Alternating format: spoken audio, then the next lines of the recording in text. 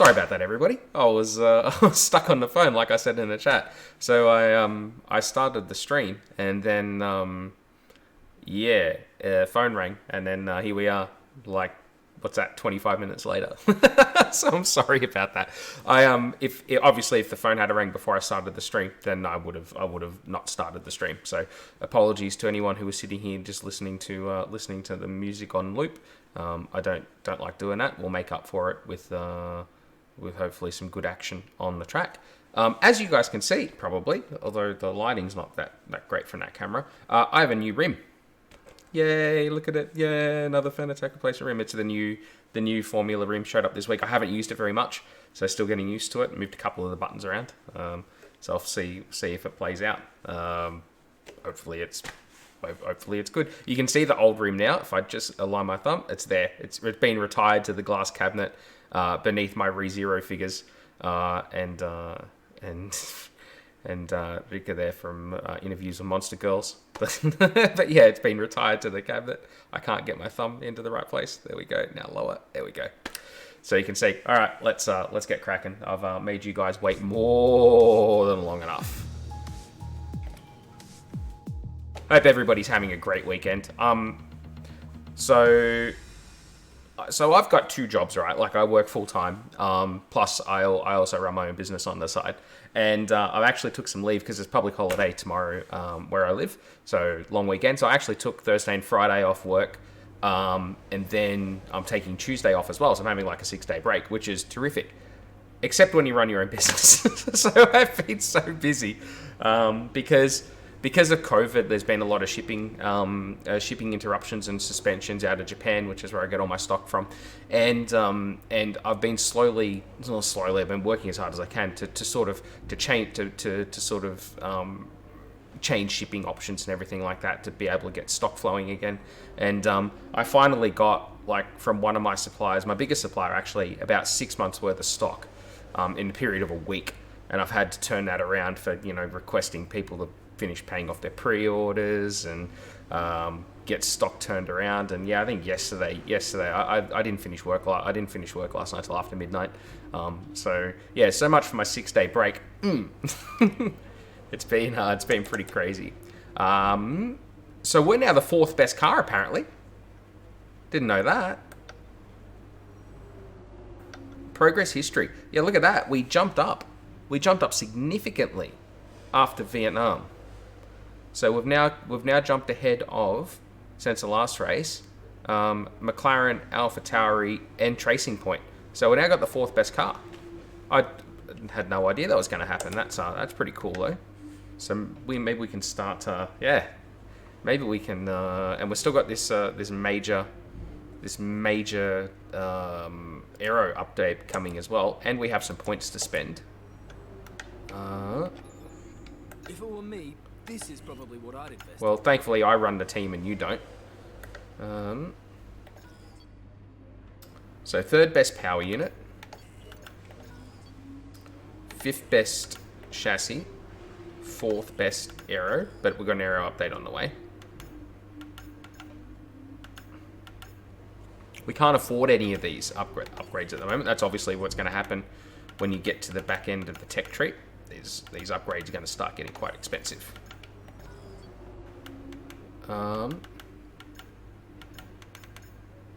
We could do that, and technically that will give us the best aero on the grid.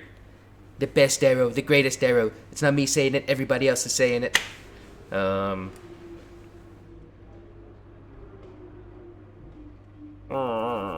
think we might wait and do a chassis. Chassis is still our weak point.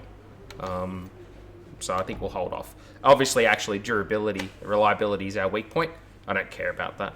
Every time we don't... I mean, look at the yellow line. Look at it. Look at it lagging all the way back there.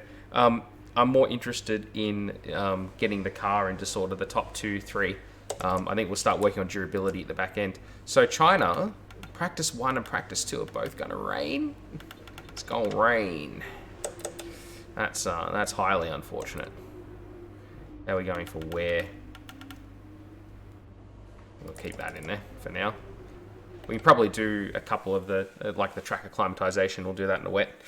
But yeah, I hope everyone's having I got way later my description of the me wishing you a good weekend. Oh, by the way, I was just going to say, make sure you guys hit the follow button, hit the subscribe button, depending on the platform you're watching on, whichever one works best. Hit the like button. Let's share it. At the moment, I think I've got a few hundred followers, which I'm really thankful for. Obviously, you guys are great. I really, really appreciate it. It's whatever number I've got. One less than that is more than I deserve, because the one I should have is my own. How is the new wheel different from previous one? So the wheel itself is the same. The rim is got more buttons on it, so there's the same suite of buttons up here, but I've got a couple of rotaries here, which is really cool. So I'm using this one to control my fuel. It's just so you can access it. I don't know how well you guys can see that, but it's so I can just toggle that there. I've got another one here. Don't think I'm going to. I would usually use that for ERS. But ERS is you can't scroll through it like you used to back in the old game. There's also a bunch of rotaries here. There's way too many buttons for F1 2020, so I'm not using those for anything in here. I haven't fired up a set of quartz, so that's the kind of game where these are going to come in handy when you're driving a GT car, like in set of quartz. Like I said, iRacing, those kinds of games. There's a few dip switches here as well, which are just directional, up and down. I haven't got them for anything in this game yet, but we'll get there. These two buttons here are the same as what they were in the previous. These two sort of, what would you call them? Another couple of rotaries here, but they're existing they're the same as what they were in my old Formula Room, as were these three buttons. This guy just can't keep his mouth shut, can he? Like he just can't do it. He just can't. So yeah, it's just got a few more buttons on it. The shifters on the back are also upgradable to the magnetic shifters, which are much better. I didn't go with that option. It was an extra few $100. I didn't worry about it, but I may do it because that was the biggest problem I had with the other rim after a few years. I think I had that rim there for, I don't know, probably 5 years. And what was happening was that the shifting, everything else was okay, except the shifters were getting a bit. You'd pull a shift and you wouldn't get it. So that was what I noticed. So that's how I expect what will happen to this is that after a while, the shifting will, the triggers in it get a bit gunky and they stop being so sharp. So I may upgrade it to the magnetic shifters. Eventually, we'll see. Let's just load up the China set. We'll do some track climatization. It's not going to be great because it's wet. But everything else is the same. Obviously new shift lights and new little LEDs there, not the red ones anymore like it was before. Hopefully it shows up okay on camera.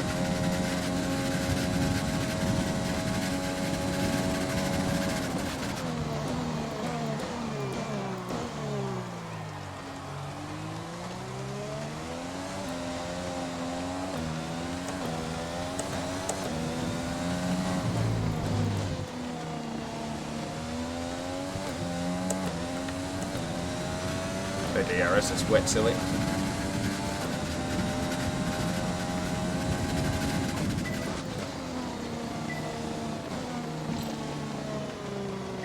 See, look, this is a good illustration about what I complain about on the for this track acclimatization program, right? Look where the gates are. So these ones are okay, but going through turn 1, the gates are on the wet line. Like they weren't on the dry line. Like they were tucked on the inside. The gates are not well positioned for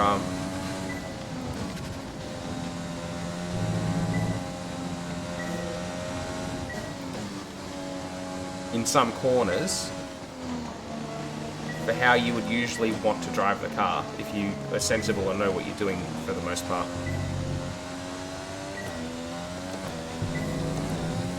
In these kind of conditions, you'll be driving into a lot of spray when there's a car ahead of you. Pirelli's full wet tyre can shift about 65 litres of water every second, and a lot of that's going to end up on your visor. So with that in mind, make sure you give other cars plenty of room. There's no need to risk the car too much in this session, okay? Was that an advertisement for Pirelli? Like, if I'm a driver out here driving in these conditions, do I care how much water is being lifted up?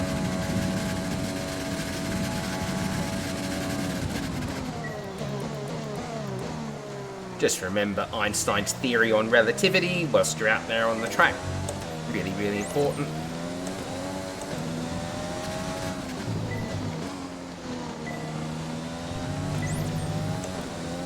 Newton's law of gravity. That's looking good. Now let's try for purple. You'll get a bonus for consistency if you can chain good corners together. So see, that's on the inside of the line that you actually want to be on.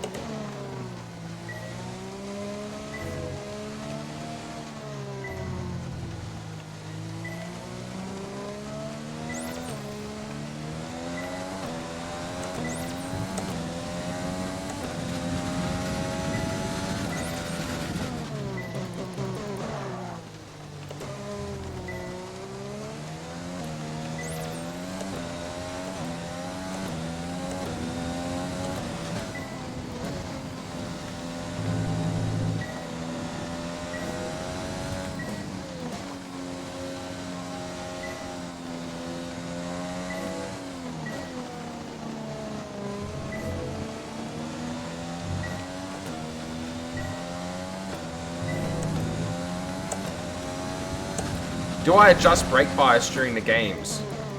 I do sometimes. Generally not though. Only really actually usually if I transition from dry to wet. I do sometimes do it. Pretty sure I These conditions don't look like they're shifting. We're predicting at so least I've got 20 buttons there, minutes as you of can heavy see, rainfall. that adjust my bias. Currently 52 to 53.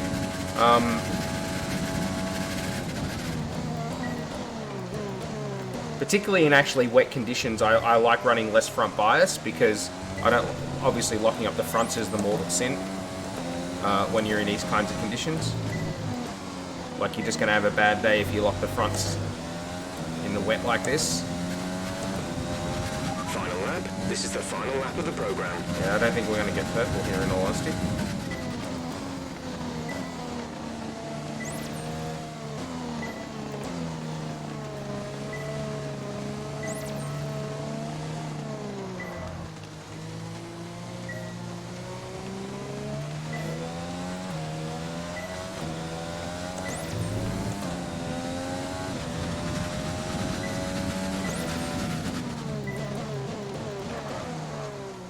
But I'm not one of those guys who changes the brake bias from corner to corner. Not like they do in real life. Like I get used to how the car brakes and how it feels, and then I just sort of roll with it. I could probably do more, but I'm just not as serious about these things as I used to be. Like, yeah, back in the day when I was, doing lots of league racing and stuff on R Factor, I was really sensitive to those kinds of things. But I just don't find it. That's why you don't want to lock up the fronts in the wet. I just don't find, the physics of the ego engine that F1 2020 runs on. It's just not sensitive enough to it for it to really matter that much. Really, you just want a consistent car more than anything else. You just want to know what it's going to do, how much brake pressure you can apply.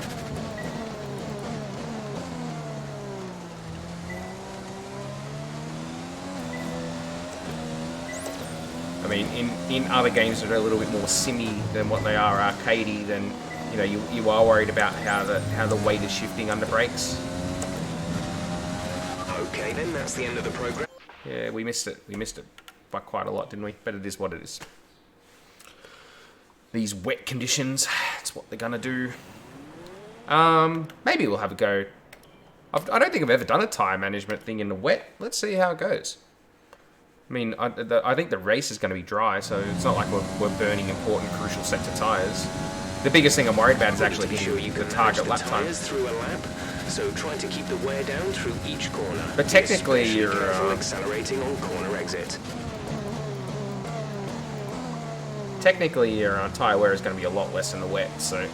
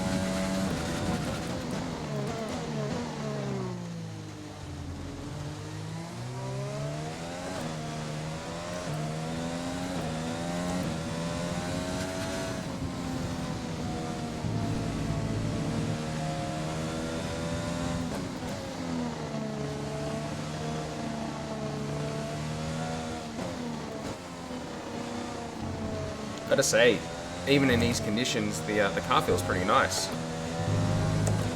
Can't wait to drive it in the dry. I feel like it's going to be...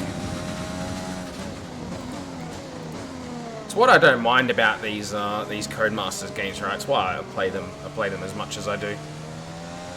Say what you want about them, the cars can feel pretty nice. If you get into like one of the top cars, or you manage to develop your My Team car or your career car, then you know they can feel pretty good.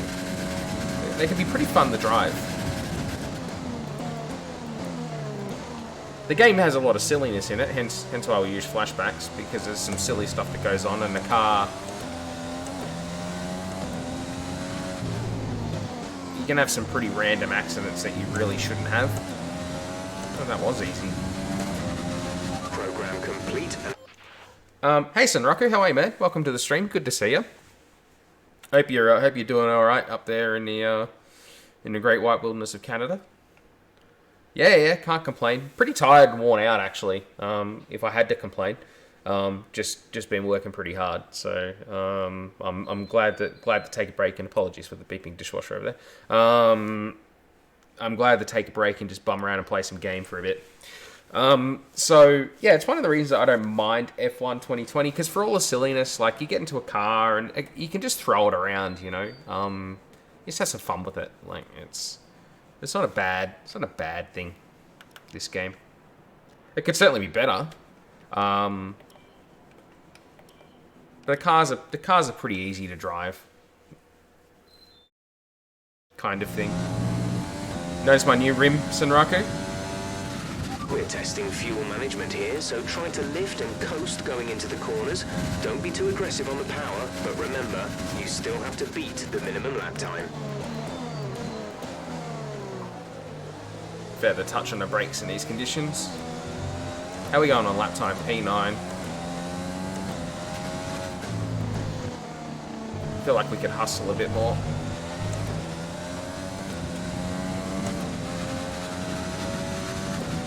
Thanks, man. Appreciate that. Feels good too.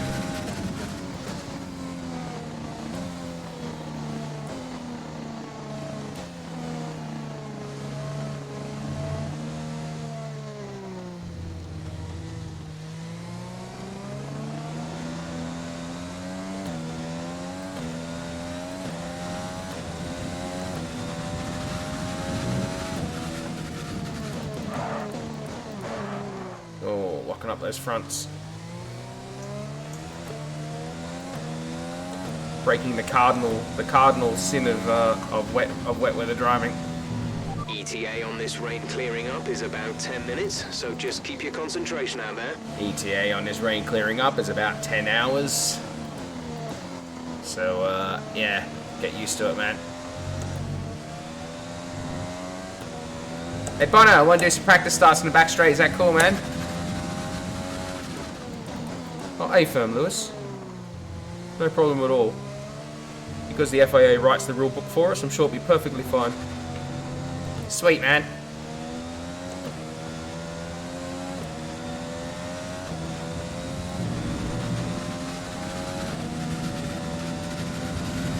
Let me just catch the chat.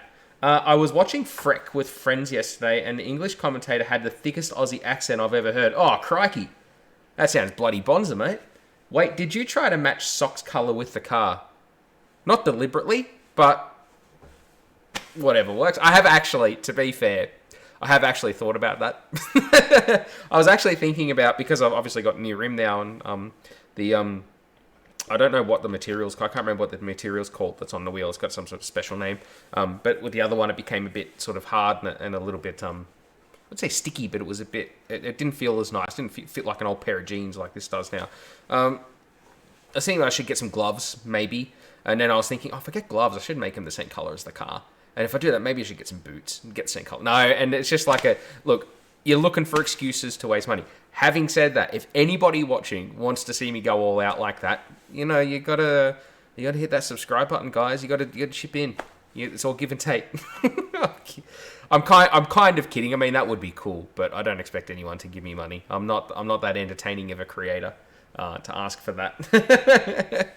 The Aussie in chat with me called him a bogan. That is correct. That is the correct term to use, bogan. Bogan just basically means like you're it's basically the Australian equivalent of a redneck, a bogan. Just like when you see them. I'll finish. I'll drive and I'll keep because otherwise I'm going to be here all day. So as a number of you who have spent some time on my streams will know, up until the Coof came along, I generally spend a number of weeks every year in Japan. Sometimes that goes into multiple months across a couple of maybe if I go a few times or something like that. But it's always jarring when you hit. Okay, test complete, and that was when you have spent sort of like a month, let's say, nominally, in Japan. And the only people you've spoken to are Japanese people, and maybe you've bumped into some other gaijin or foreigners while you're over there. But generally not many Australians. So let's review our top three: Perez, Albon, and Valtteri Bottas. You tend to go like quite a long time without hearing anybody speaking with the Australian accent, and then you hit Narita Airport in Tokyo, or you hit Kansai in Osaka. Getting ready to fly back, and all of a sudden you're in the aircraft terminal or in the lounge or at the gate or something like that with a whole bunch of other Australians, and then you hear other Australians speaking for the first time in 4 weeks, and you go, oh, that's what I sound like. Oh, it's like cancer. I don't know whether it's just a thing with Australians. I don't know whether, Canadians, for example, hear other Canadians speaking and they go, oh man, that accent's so cringe. But when I hear, the Australian accent for the first time after not hearing it for a bit, I was like, oh man, we have the worst accent in the world. And I don't know, because I've been to America and I had numerous people say, oh man, I love your accent, it's terrific. And you're like, oh really, you're like that's welcome to that town population, you kind of thing. I had a barista in a Starbucks in Texas. It was like, oh man, your accent's so cute. And I'm like, I guess that's a word you could use, so I wouldn't associate with it, but there you go. I can't stand hearing other French Canadian in games. They sound so stupid for some reason. So it's the same for me. I think it's just we end up being biased towards maybe bias isn't the right word. I think we infantilize foreign accents. It's a bit of FOMO, it's a bit of fear of missing out or something like that, where you hear other accents and go, oh man, that's so much better than mine. Or you go to other countries and go, oh man, this country's so much better. I mean, obviously there are exceptions. You go to Iraq or something like that, you're probably not going to say that. But, I go to Japan and go, oh man, this place is so beautiful, so much better than Australia. And then you'll talk to other people about Australia and they go, oh man, Australia's fantastic. What a terrific country Australia is. You guys got broad open spaces, we're not living all on top of each other kind of thing. And it's actually, yeah, that's true. There's definitely virtues. And it's funny because this whole COVID thing has really changed my perspective on how I feel about living in Australia. If I go back, oh man, even 12 months ago, well, in fact, if we go back to the start of this year, I was like, I was very, very keen to get out of Australia, and I, obviously I want to go permanently live in Japan for a while, and that's been my goal for a while. It's one of the reasons I run Orsani, and I at this stage I still wouldn't say I don't want to do that, but after with all the stuff with COVID, it's like, Australia's not that bad. Fair enough, if I was down in Victoria where you got the Gestapo cops arresting people for not wearing a mask, which is just insane. My whole family lives down in Victoria. And can I just say to the Victorian government, to anyone who might be watching, you're fucking despicable and you should wake up to yourself. Because there are right ways to do these things and there are wrong ways to do these things. And you guys are definitely going to be on the wrong side of this. I'm just saying. Honestly, that your tactics down there have been disgraceful. And there are ways you can enforce a curfew without acting like a colossal pack of pricks. And take some goddamn responsibility for your own actions, government, because all of this is on you right now. Anyway, moving right along from that, because obviously that annoys me greatly, as you can tell by what I've just said. But Australia's pretty damn great. we've been well looked after at a federal level by the government. You know, we haven't got vast levels of destitution that are going to come through the country. Yeah, the economy is obviously taking a colossal hit. But for the most part, most governments have been really keen to get people back to work nice and early. Things have hardly changed for me, apart from doing a lot more working from home. And I was like, yeah, but if I was in another country, man, if I was some foreigner, if I was a gaijin living in Japan or something like that, I wouldn't have got that support. And that's not to say that, you know, any of that is racism or xenophobic or something like it. It is just a natural thing that your own country is going to do the best job of looking after you for the most part. If you come from a civilized Western nation, let's say, or actually that's not fair.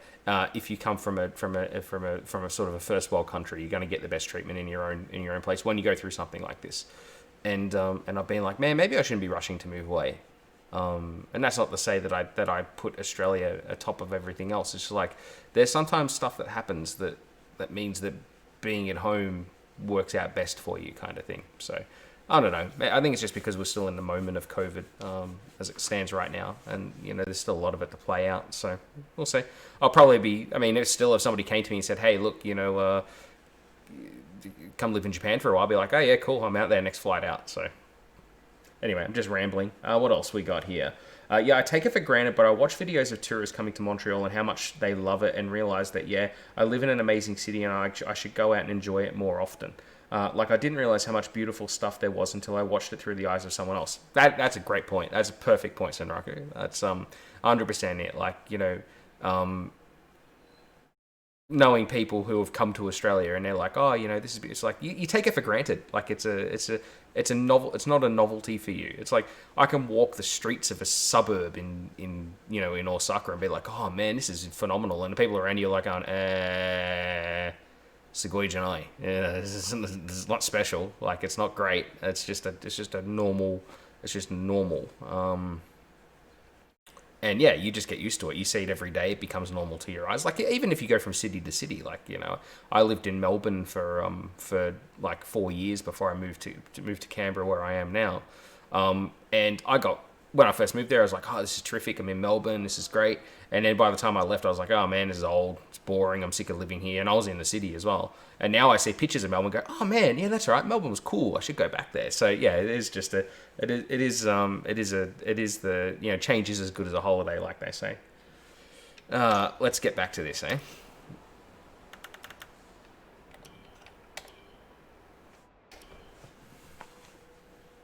I think we'll do the race and the race and the qualifying sim in FP3 when it's dry.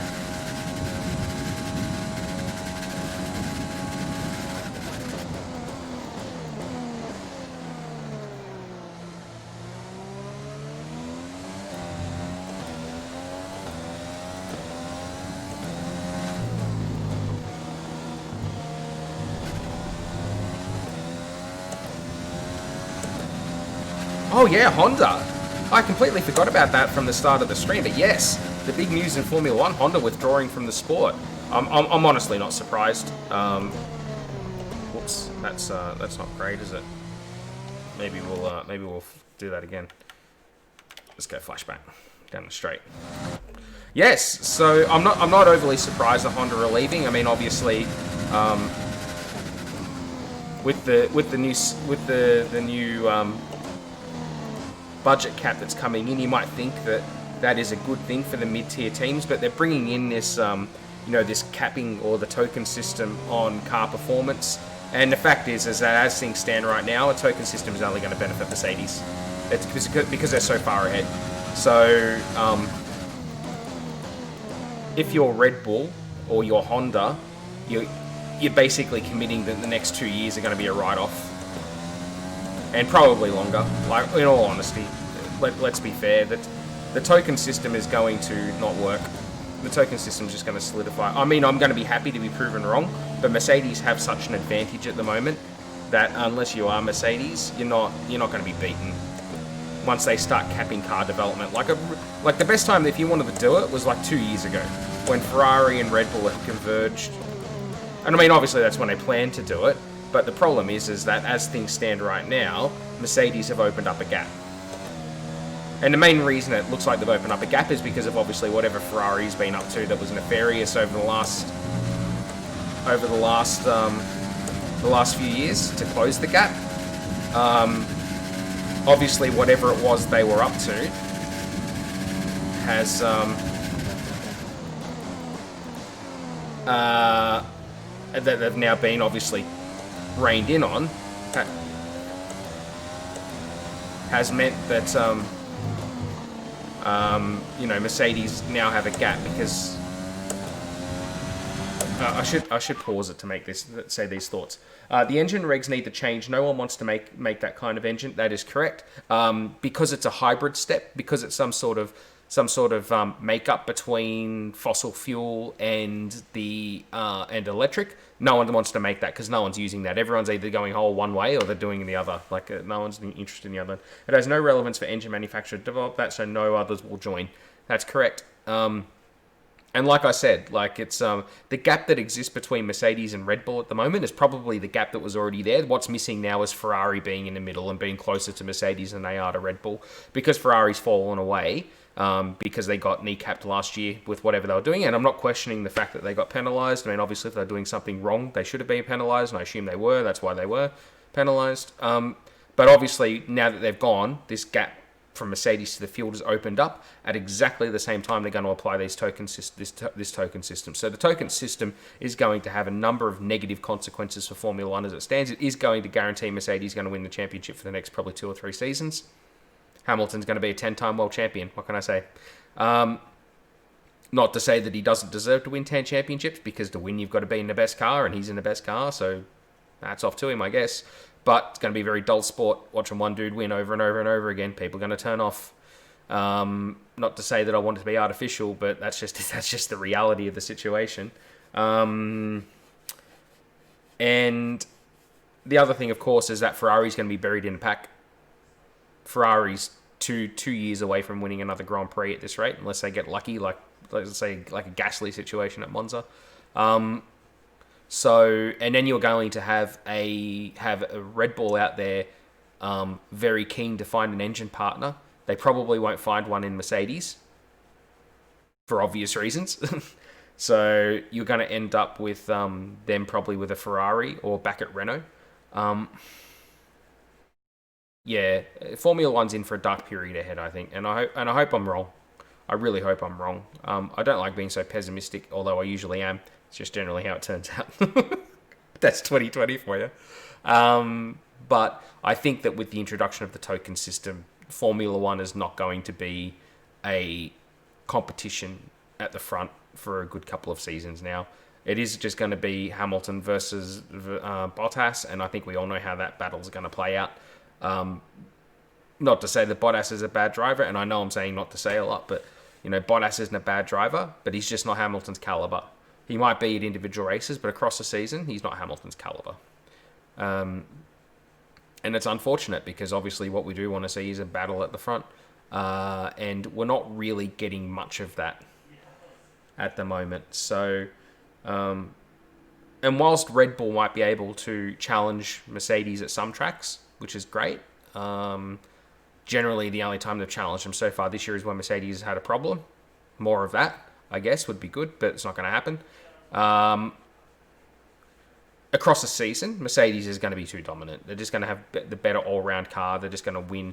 So obviously, by the time, if I'm right, and I think I am, but by the time the 2022 regs kick in, you're going to have had, well, geez, what's that? 9, 14, 15, 16, 17, 18, 19, 20, 21 at the very best. 8 consecutive championships for Mercedes. 7 of which Hamilton will win, 1 of which would have gone to Rosberg. And Formula One is going to be very dull at that point. The only people who are going to watch are Hamilton fans, So everyone else is going to tune out. Particularly if Formula E gets bigger, then a lot of the manufacturers, and not only that, if you think that Ferrari is going to get buried in the pack and be happy about it for 2 or 3 seasons, it's not going to happen. Ferrari will throw their toys out of the cot like they usually do, and they'll threaten to leave.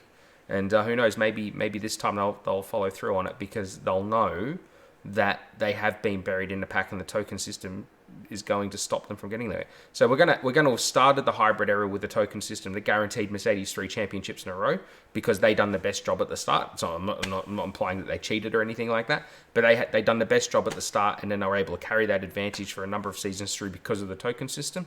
And then we're going to end this first part of the hybrid era with them winning 3 championships in a row because of a token system. So let them try to make an electric or hydrogen engine for F1. I saw Will Buxton saying on Twitter about a Formula Future. Should be open for manufacturers who want to try the technology. I agree with that. So yeah, I saw Will Buxton talking about Formula Future. He was talking about having some open engine regs or power unit regs where you could say, hey, come in and develop something new. Let's be innovative. But it's I mean the power units at this stage are effectively almost like a what is the development that's going on there, kind of thing. So I agree. Let them do something. Let them do something special. Like, let them have a crack at doing something really cool. And I know that the current, like the MGUK in particular and the MGUH, are both very, very cool pieces of equipment that get used. That's great, but people who are watching it, man, we don't care. We don't care. If you just put the simplest 18,000 revving or 15,000 revving V8 in the back of these things, everyone's going to be happy.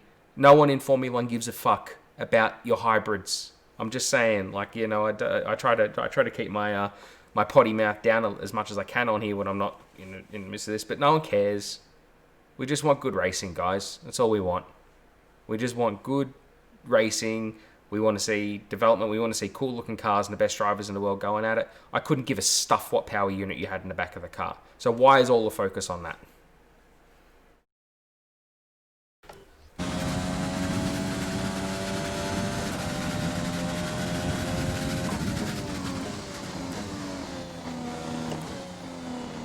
Ten minutes left of this rain, then we think it's going to dry up.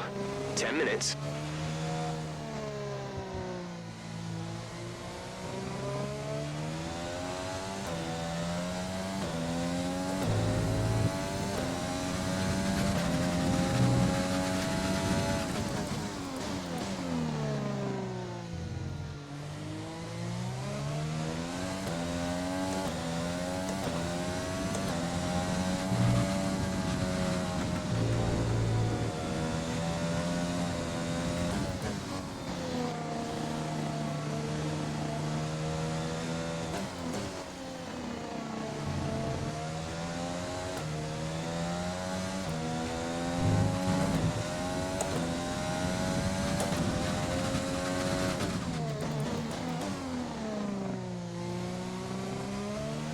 What have we got there? Momentum and car fight.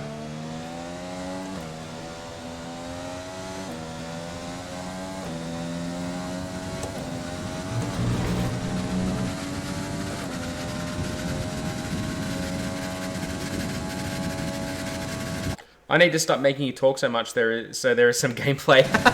I don't need an excuse to talk. Just ask anyone who knows me in RL. I'll tell you all about it.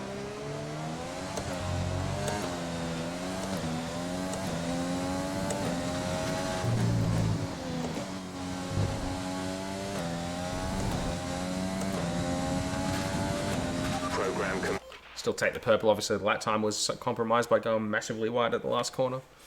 Bleh. That was my thought of that. Bleh. Yeah, it's yeah.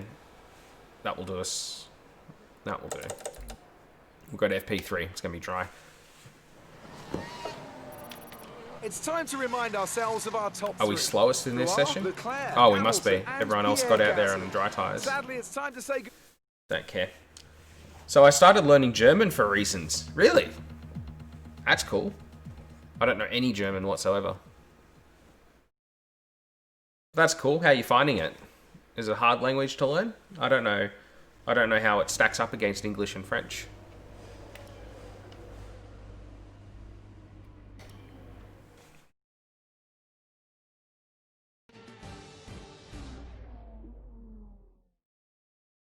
95% of the letters are pronounced the same way as French.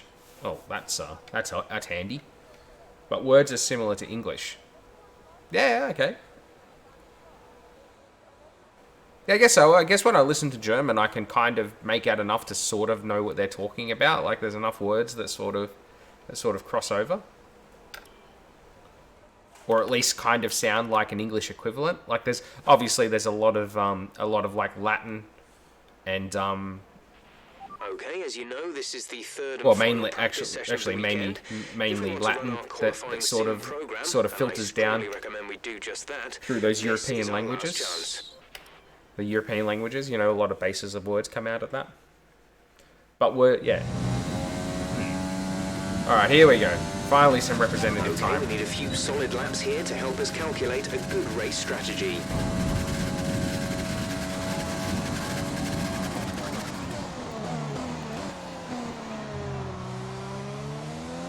Let's see if how good this car felt in the wet translates to how good, if it feels good in the dry. Let's get rid of that bollard. Don't need that.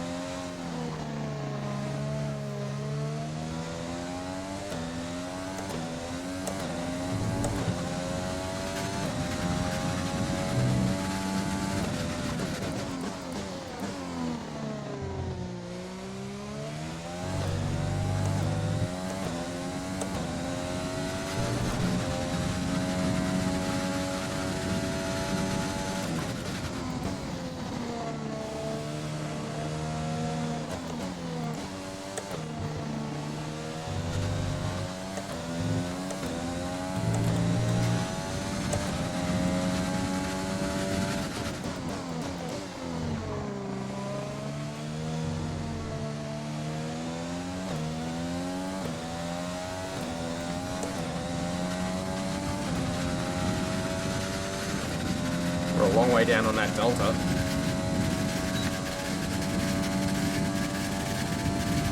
I felt like learning a third language, and when I said that my German friend told me to try German, that's cool. I mean, I only speak English and some conversational Japanese.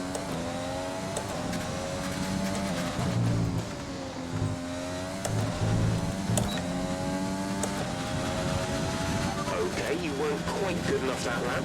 Try again.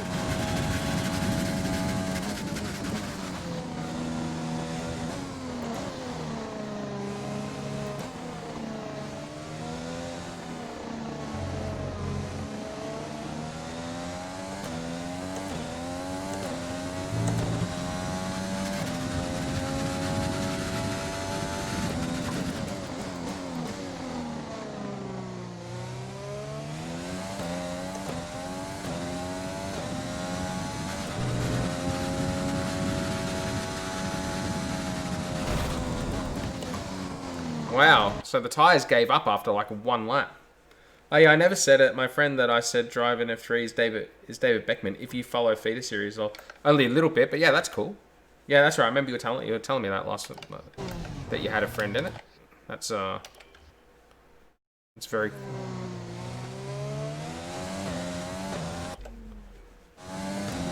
cool.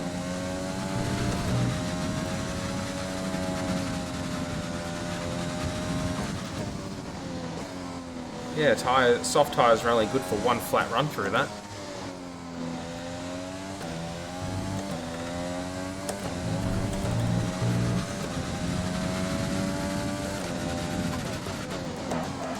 Oh man, I'm really struggling with this. Let's retry it. Give us some consistent laps, please. We're looking for good data that we can work into the race strategy.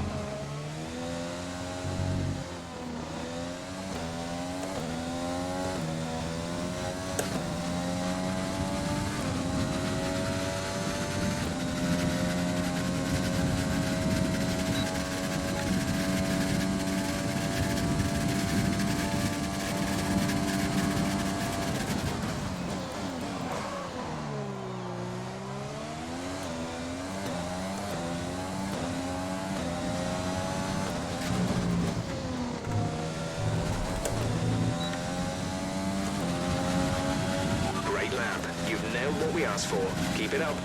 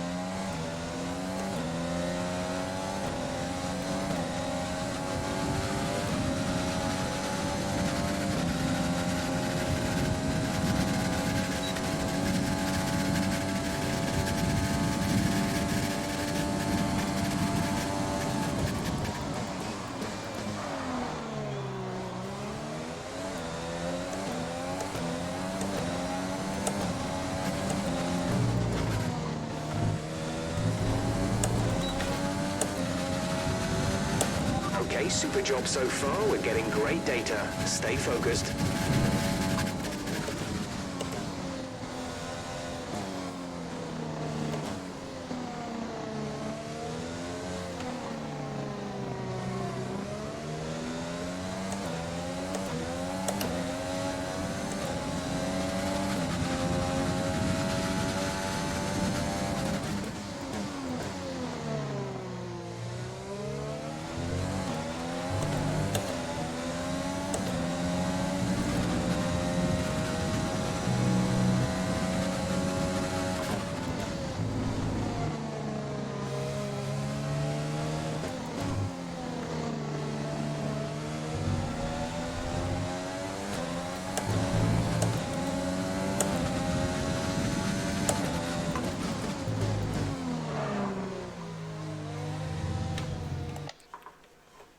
Problem is he's German in a feeder series at the same time as two Schumachers, so sponsors don't care about him.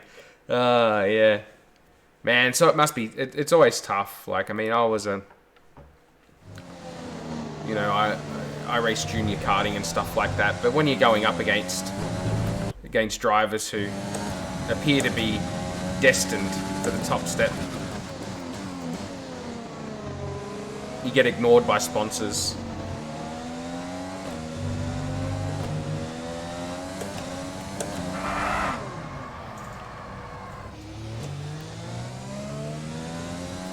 We're going to have to try and do this the hard way, I think.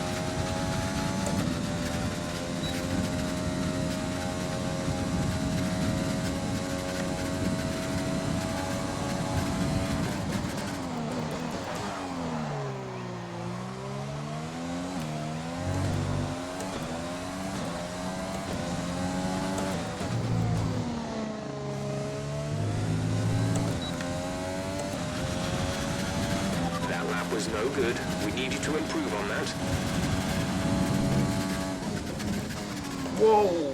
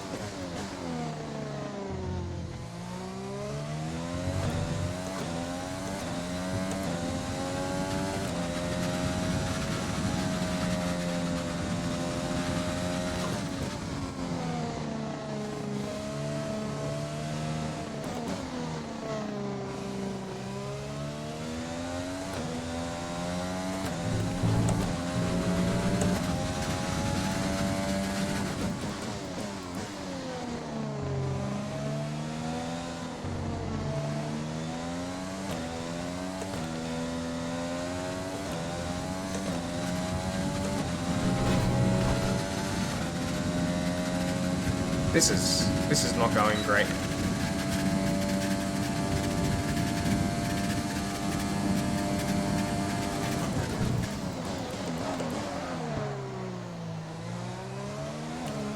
No, we're fucked. We're done. Like, he finished 6th in the championship, only 20 points behind first, but David Schumacher, who scored 0 points, is getting a test with Prema. It's just the way it goes, unfortunately. I'm not confident how well this is going to go. I thought that the pace seemed okay, but we were miles off. Rain soon. Expect the first drops in the next few minutes. Oh no, that's not great. We need to get this qualifying pace test done then. I felt like the car feels okay, but the front tires are going off like nuts. Okay, this is a quali sim. We've estimated the times our closest rivals will be doing. If it starts so raining, we're in trouble here.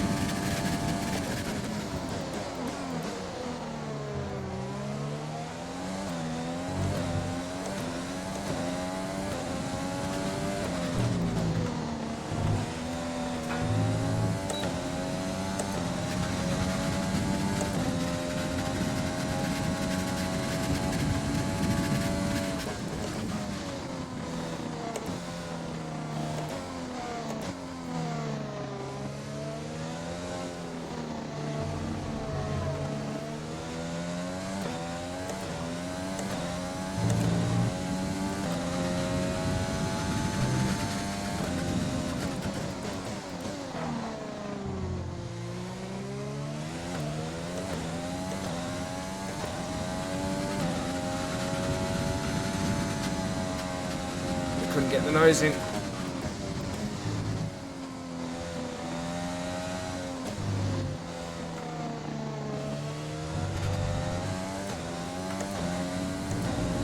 Far out, we're miles off this.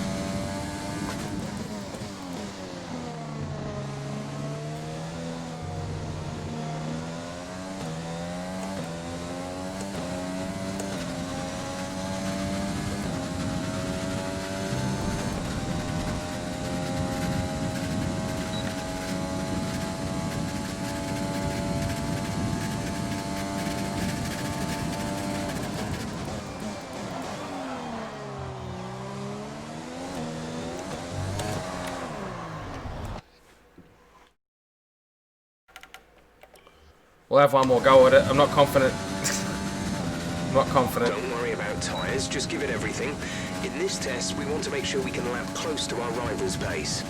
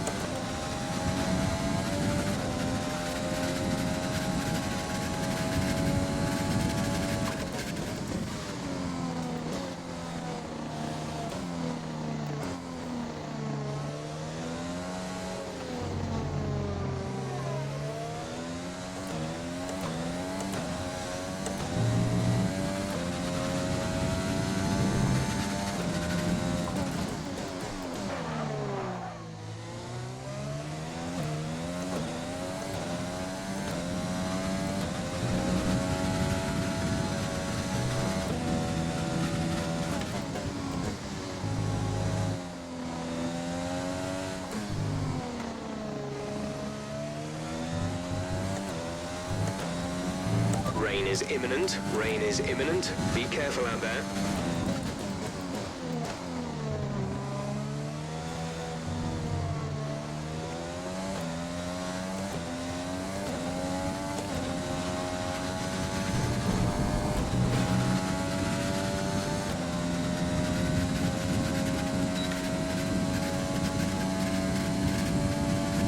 Yeah, I think I did, didn't I? I did struggle to pass it.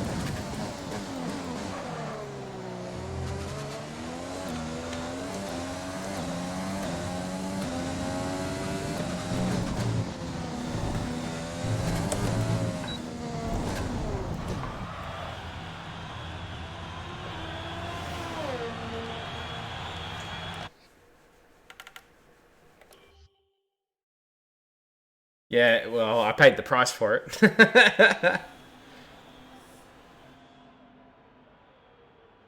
Yeah, I think we'll just go to qualifying.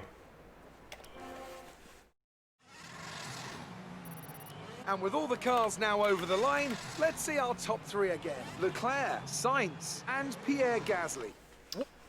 We'll see. We'll see. We'll see how it really turns out in qualifying. All right, so we've got a lot of points now to spend.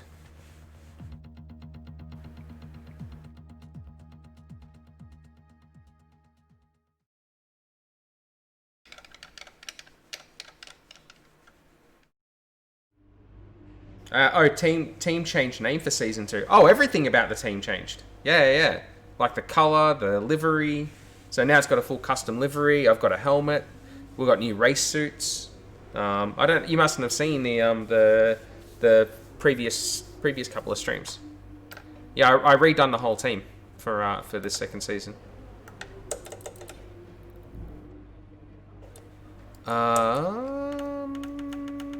Yeah, there's no need to change anything in the car as it stands. So you can see we've got custom race suits now. Let's just go to quali. But yeah, now it's Los Angeles Auto House. Technically, what I should have really called it Auto House from the start.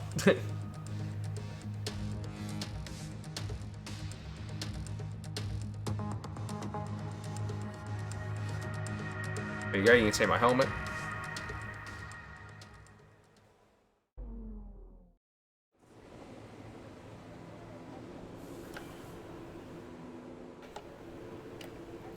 Alright. Let's see how things really are, pace-wise. Probably poor, if I had to guess. Like, it looks like it's, maybe we'll struggle. Oh, I forgot to spend my resource points as well. We'll do that before the race. I don't know if it actually makes a difference, but...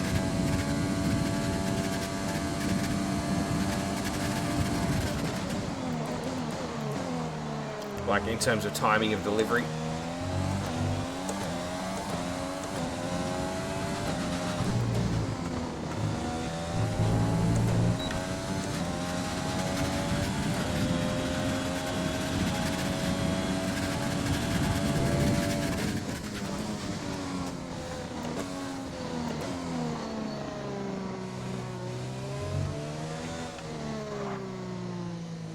Wow. I was a gear too high there. I wanted second. I don't know how I missed a downshift.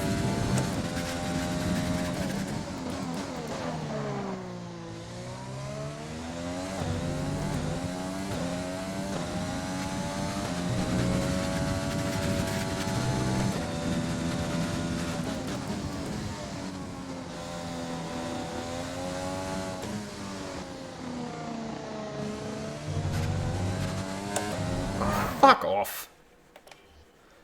I fucking tried second there during the track acclimatization and it was way too slow. Now you try third and the car...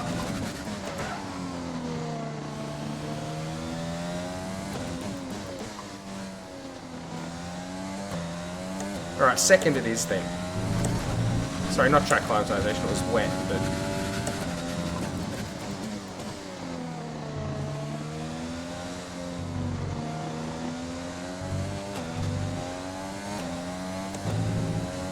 What a shit lap.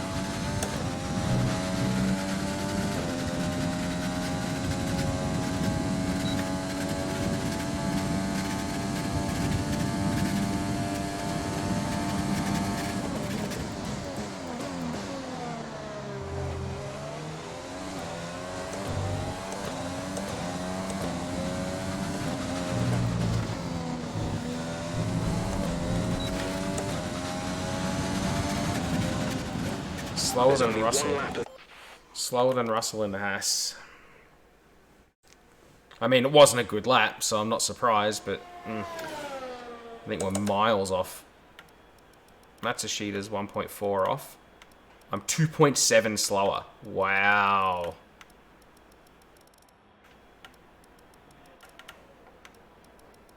Half a second down. In fact, what? Hang on, that's 0.8 of a second down in the last sector. 23.8. Half a second. 28.1. So far, our fastest lap is a 1 minute 32.7. I can't believe how slow we are. The lap was bad, but it wasn't that bad. Oh, I don't know. Maybe it was. Oof. This might be a really bad race for us. I think we got points here last season, didn't we? I usually go pretty good at Shanghai. I was looking forward to this race.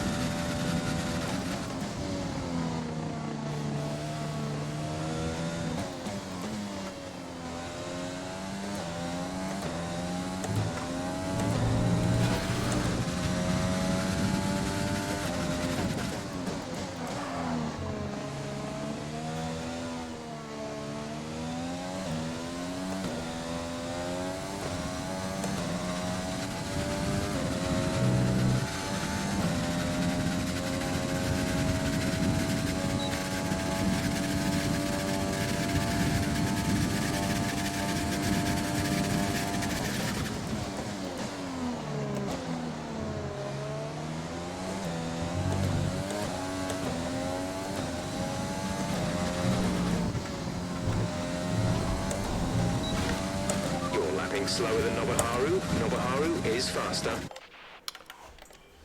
Oh, I can't believe it. We're dog slow. Like, it's not even funny. I have no idea what's going on. Did I load up the right setup? Well, it doesn't matter now. I can't do anything about it. Oh.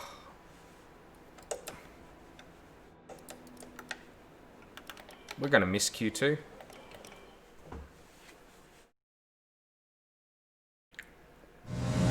Going to get out qualified by my teammate for the first time. So much for the fourth best car on the grid.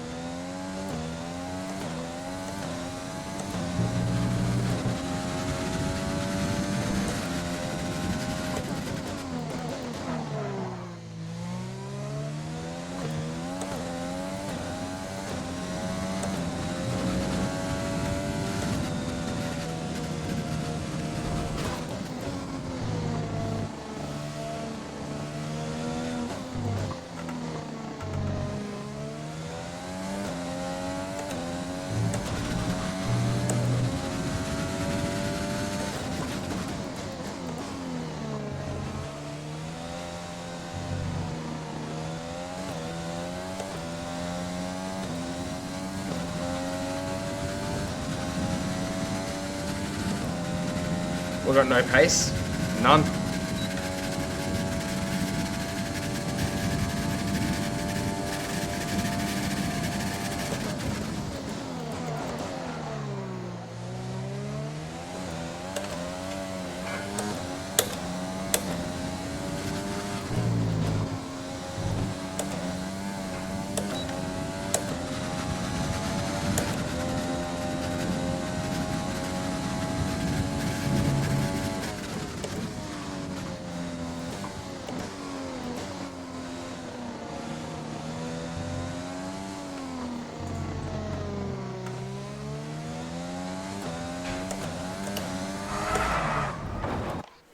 fucking hate this. Going to get some sleep. Got a headache. No worries, man. Catch you later. Thanks for dropping by. We're Dunskies. Dunskies. I don't even know.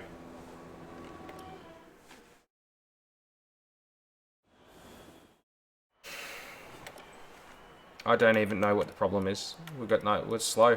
We're really, really slow.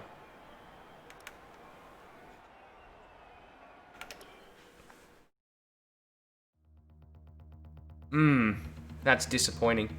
I've got no idea. Maybe I loaded up the wrong setup. I don't know. Oh.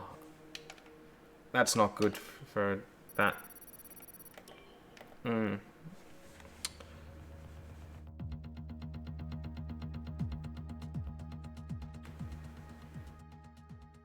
well, try and make up for it in a race. Maybe we'll take a new suite of parts. I'm really heartbroken over that. I was looking forward to this race. I've got a good record at this track. But chin up, it's not the end of the world. But what can you do? Well, What do you think of this one? I hate it. Let's do this one.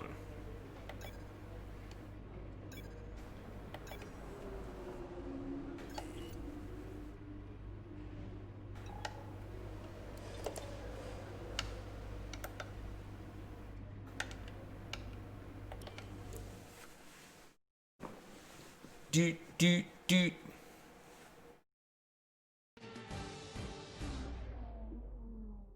Try and make up for it in a race. I really don't know why we're so slow. It's time to find out which driver is up to the task of claiming the Chinese Grand Prix. We're here in Shanghai.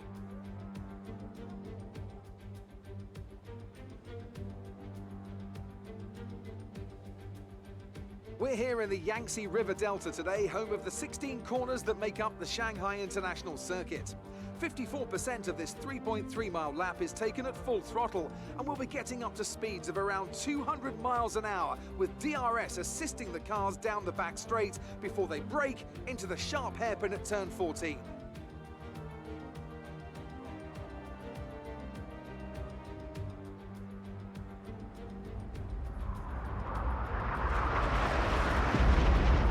Before we begin, let's take a quick look at the grid lineup for today's race. A fantastic effort from Charles Leclerc yesterday puts him on pole, and it's Valtteri Bottas that completes the front row. As we continue through the rest of the grid today, we have Albon, Verstappen, Carlos Sainz, and Norris, Ocon, Gasly, Grosjean, and Lewis Hamilton, Perez, Kvyat, Lance Stroll, and Matsushita, Boccolacci, Ricciardo. They'll be starting further back after an earlier grid penalty. Kevin Magnussen and Antonio Giovinazzi, Russell, Wood, De Vries, and Nicholas Latifi.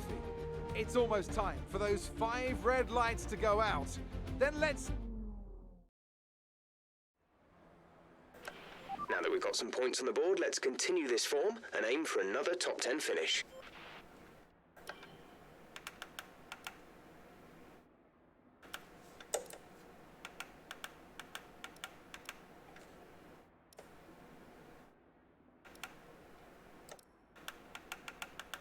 Oh my god, just let me change the fucking tire, would ya?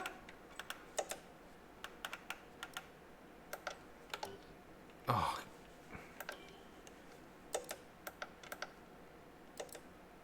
There.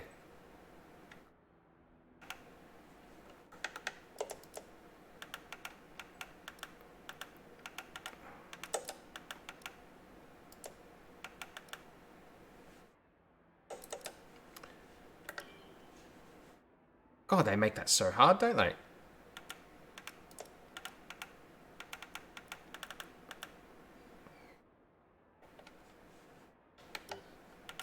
Cool.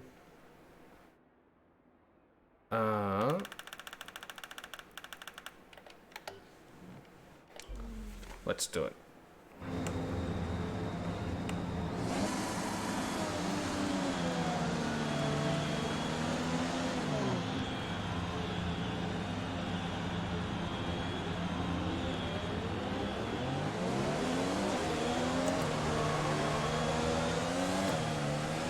We're not seeing any technical issues coming off the practice start.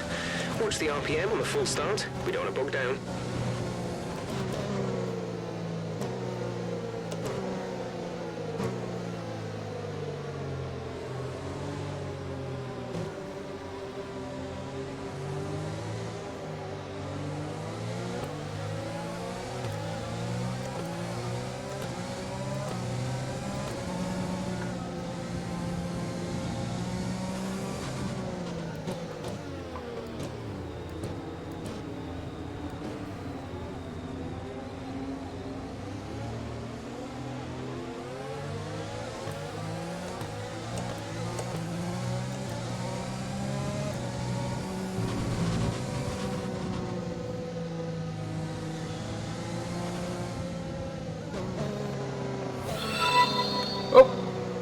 Thank you for that. Hey, hey, Ro232, is that you? It was. Thank you for the follow. Appreciate that. Here, just in time to see what's probably going to be quite a disastrous race if qualifying was anything to go by. I have no idea. We just had no pace, and so because we missed out on Q2, I took the opportunity to change out all the hardware in the car and add an extra set of power unit components to the pool. It's usually what I do if I bomb out in Q1. But what I don't know is why we had no pace here. Like I'm really not sure. We didn't really see it until FP3 because FP1 and FP2 were wet, and it's very difficult to gauge your performance when we were doing the other stuff. So why are we on rich mode?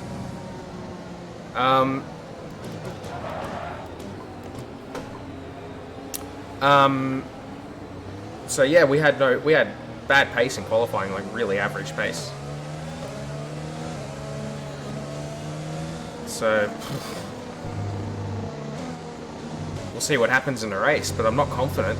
We might be in for a really, really average race, which is a shame because, as I've said a number of times, I like this track. Like I've got good results here in the past, so I don't know why we're struggling here at Shanghai.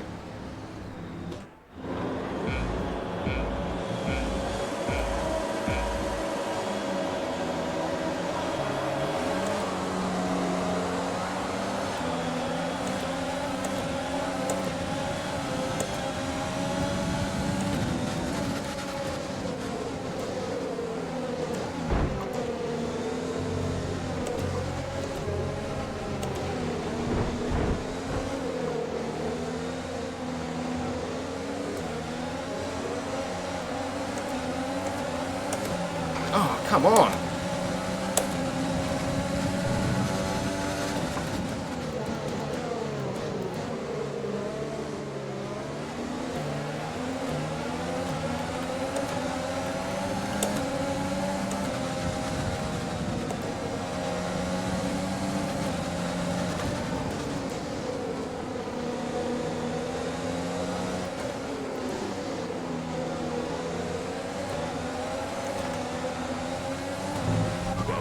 Start.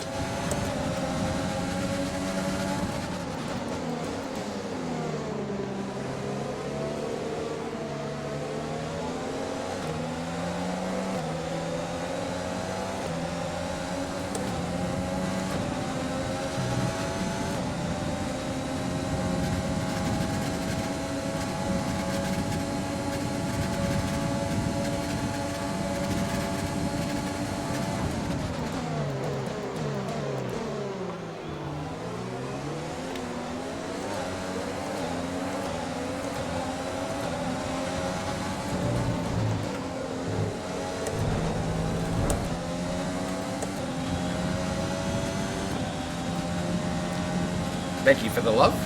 Appreciate it.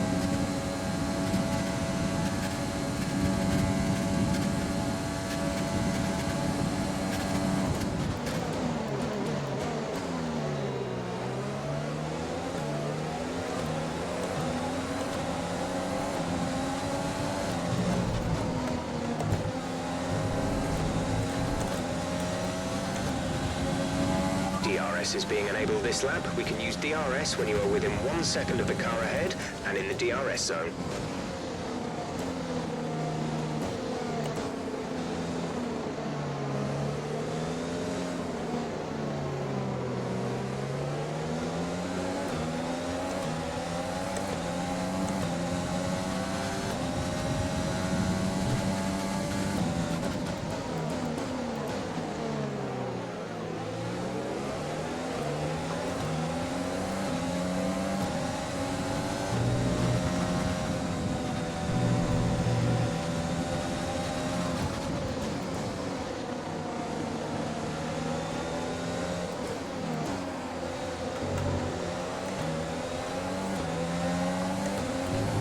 Whoa! Okay, box. We're adjusting the strategy. Oh, why? Why? Oh, look, I know I ran over the curb, but come on, game.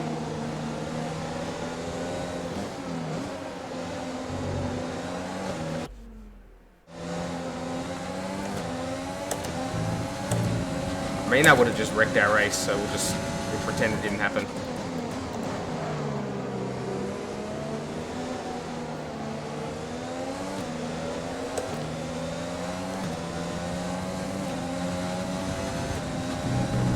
Probably fell out of DRS soon. Yep. Need to get back into it.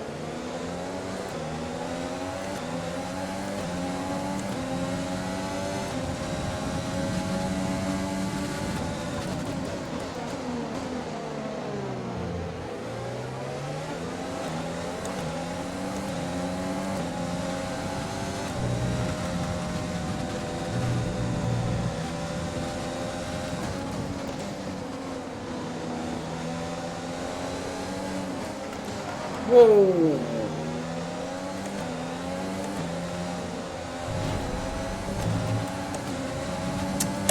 Fucking hell. At a DRS zone again. Well done, Matt. Knows that the car just would not get in for the double right-hander.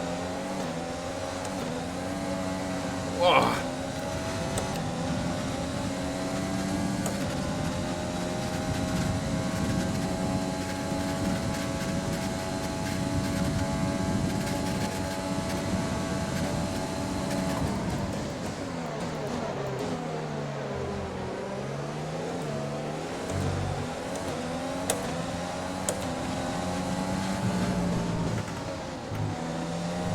So when we were driving this thing in the wet, I felt like it was pretty good. Not now, I don't think that.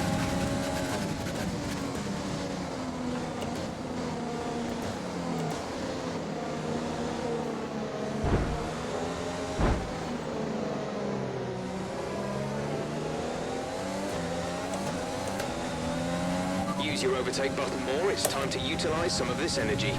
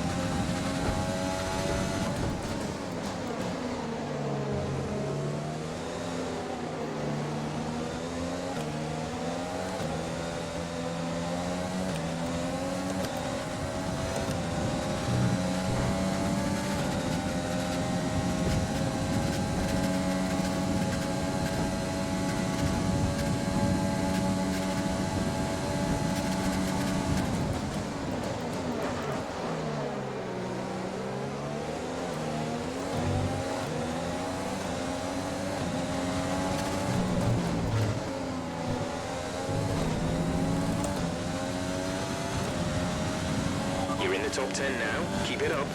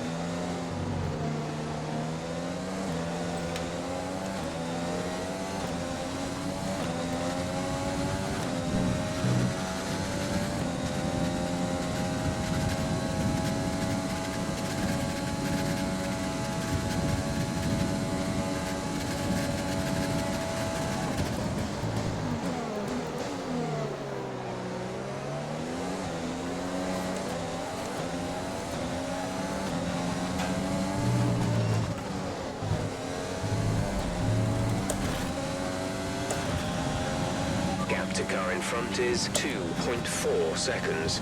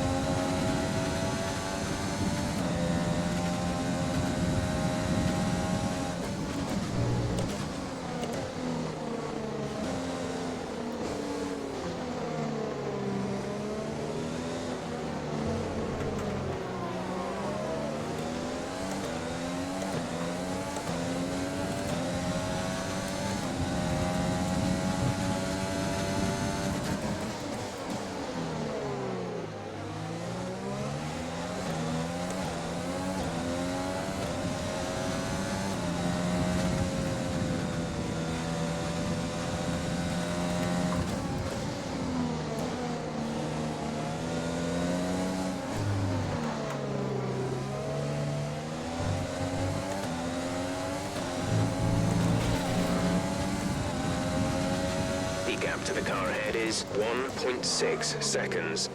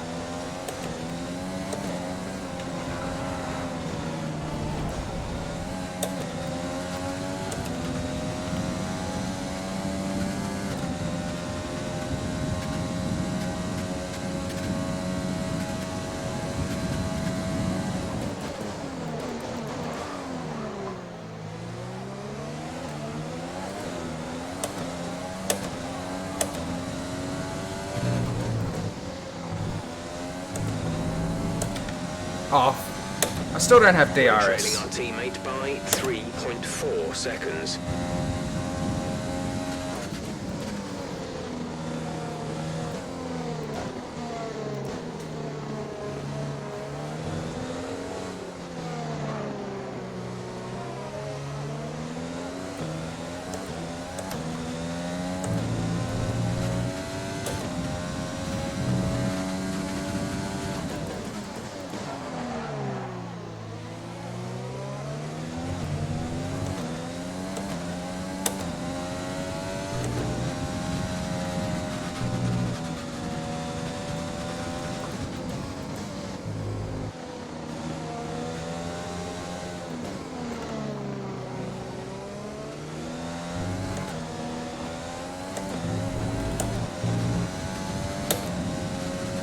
Our gap to the car in front is 2.2 seconds.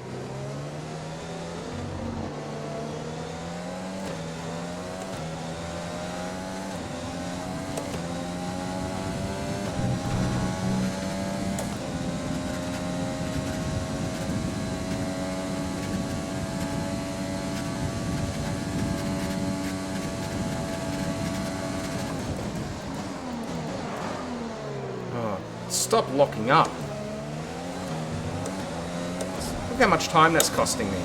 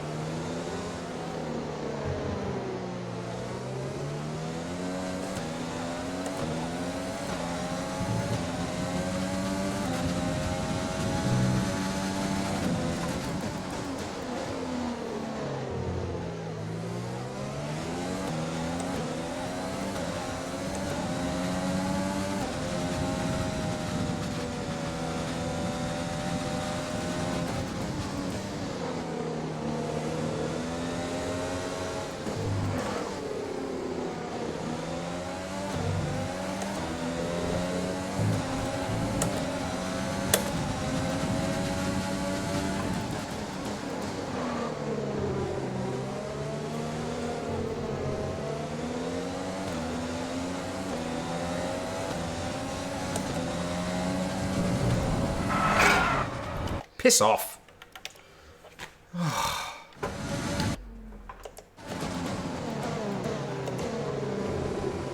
This race is a fucking disaster.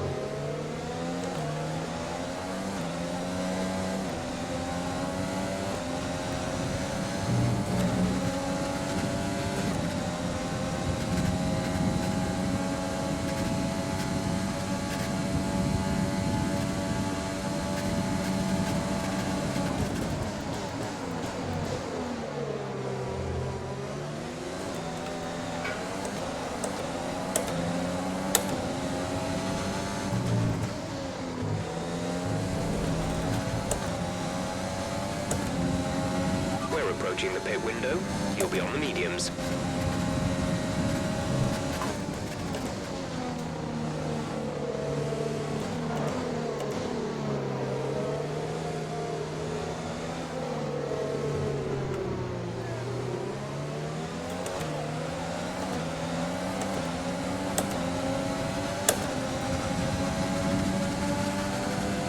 Fuel is looking really good. You're managing it well.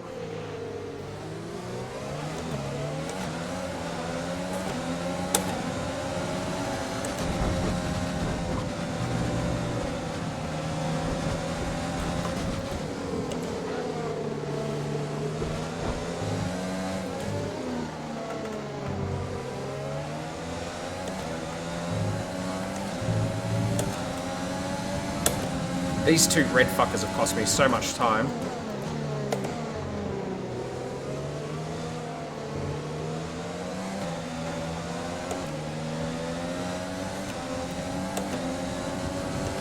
We're not scoring points in this race, I can tell you that right now. I bet we don't even have DRS here. For the fucking 15th time in this race, we miss out on DRS because of a poor middle sector. It's getting really frustrating.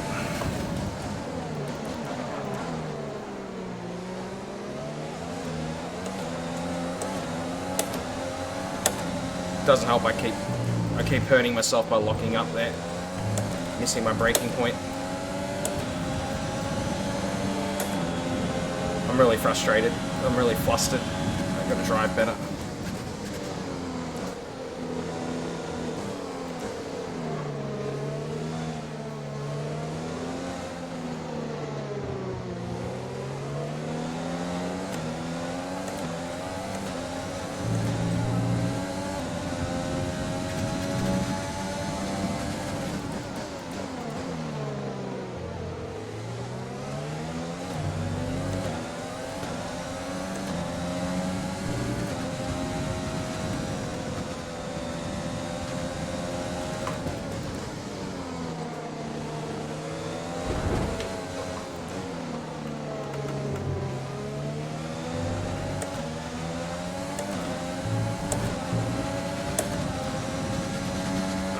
Gap ahead is 2.4 seconds.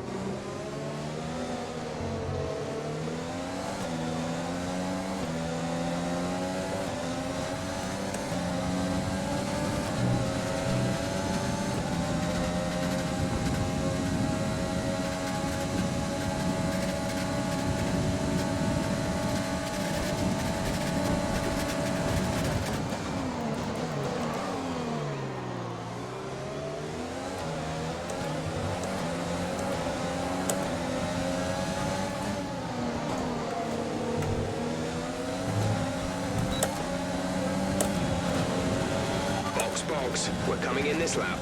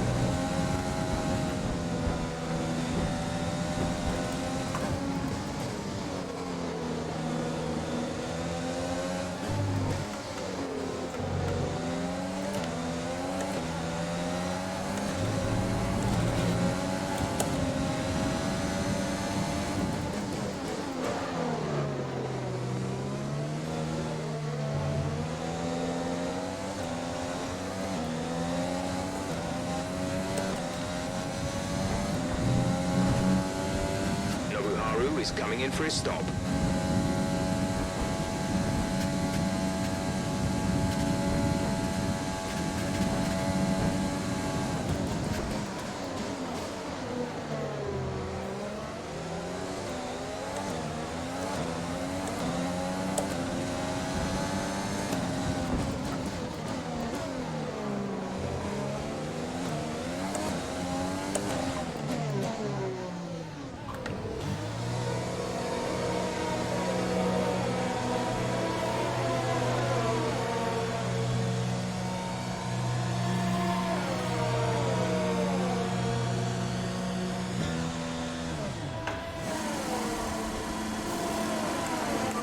Exit now. Up to speed now. Let's get some heat into those tires.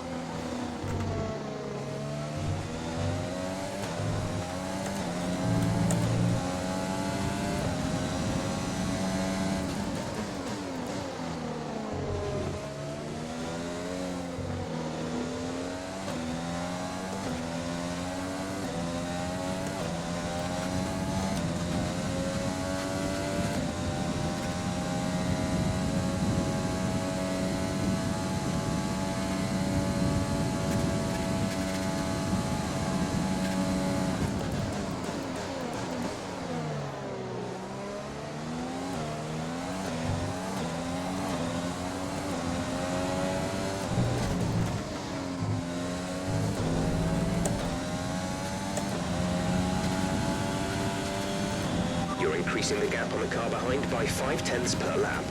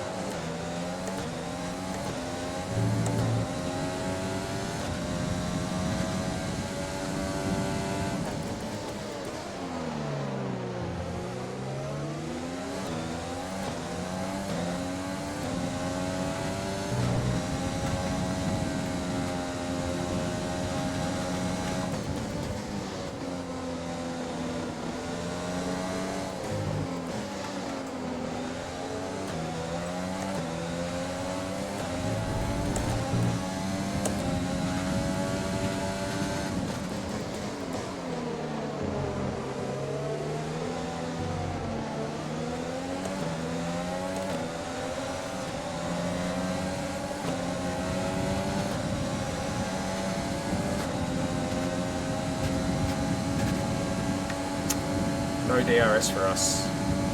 Story of our life in this race.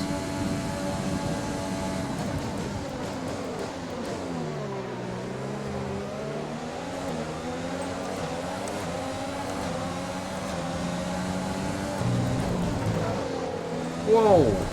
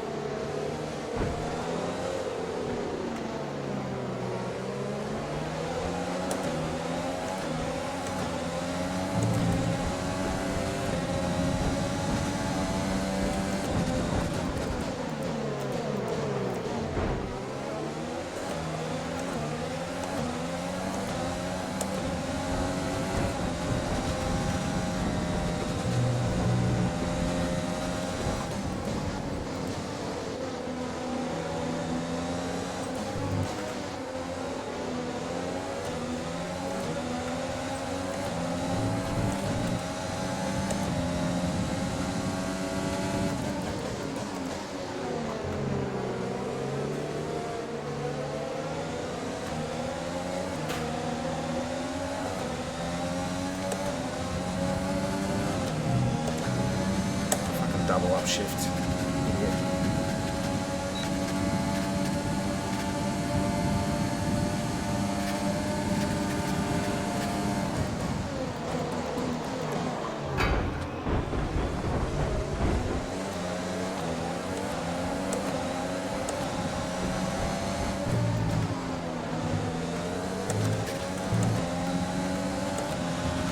Gap to car in front is 6.4 Yeah, busted that seconds. front wing there. That was a bit silly.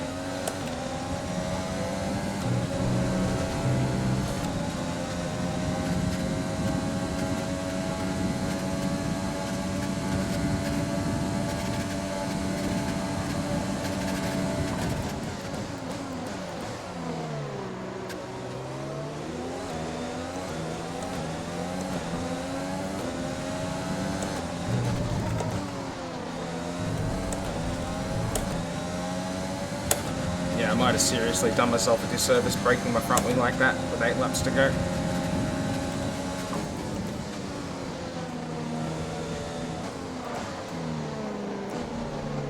Fuck's sake. Car just got stuck out there.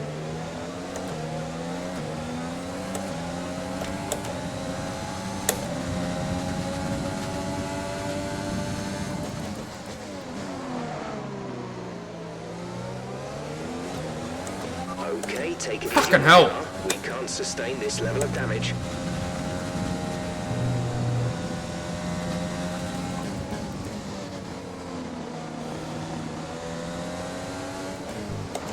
No grip.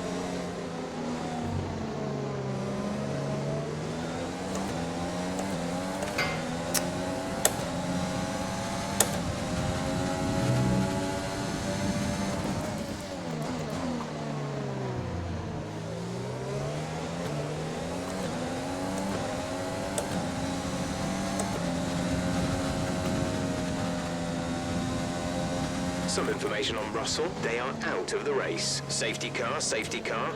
No overtaking. Reduce your pace. Keep your delta number positive as we form up. Drop your speed. Our delta is too low and we risk a penalty. Slow your pace immediately.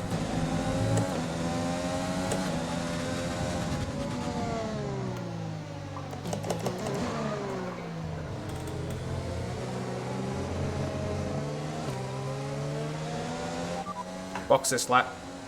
Right, come in at the end of this lap.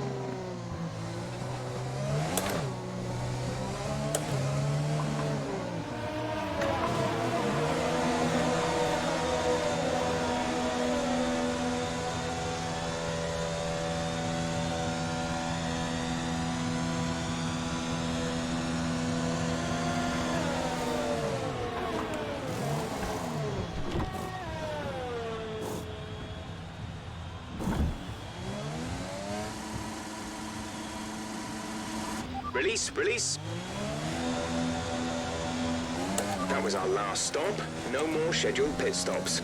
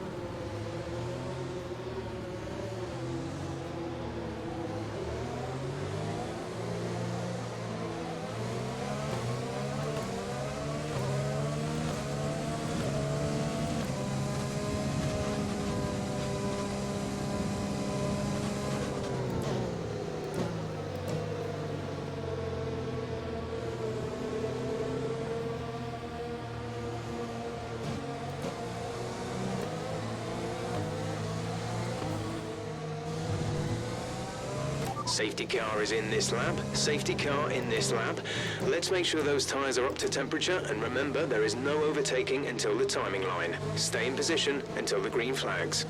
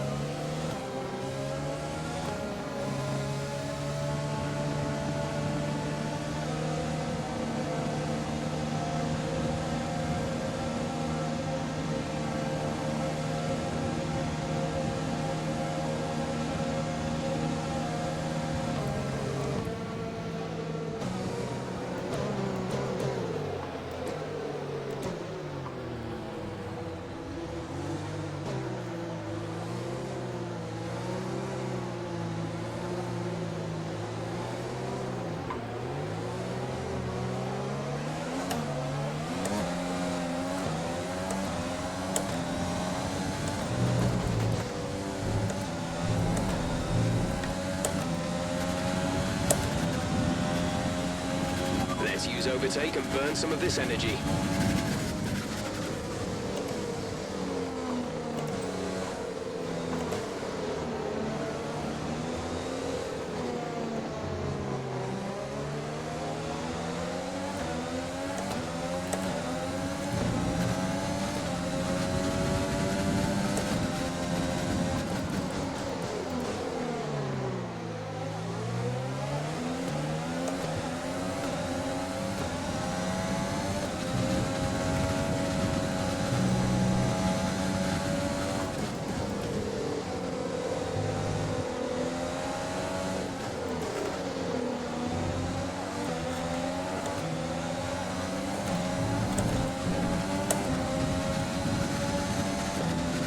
We have 5 laps of fuel remaining.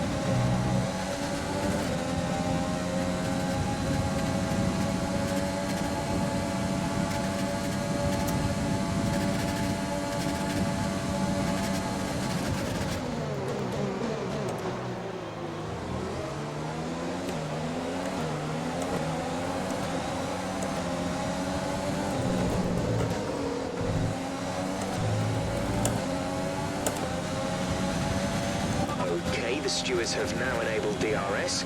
DRS is now online.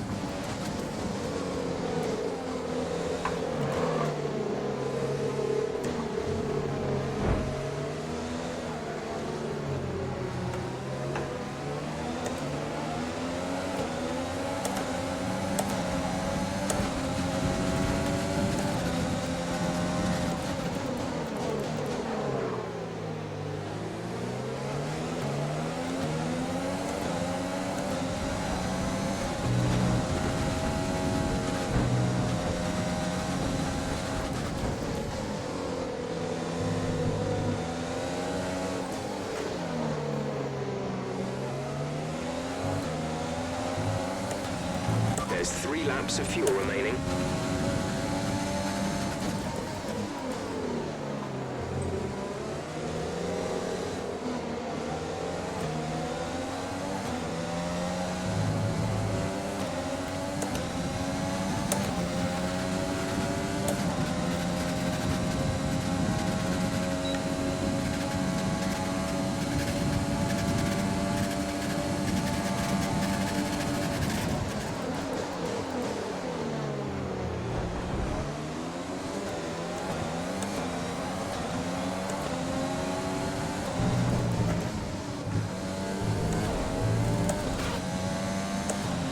The gap to the car ahead is 2.7 seconds.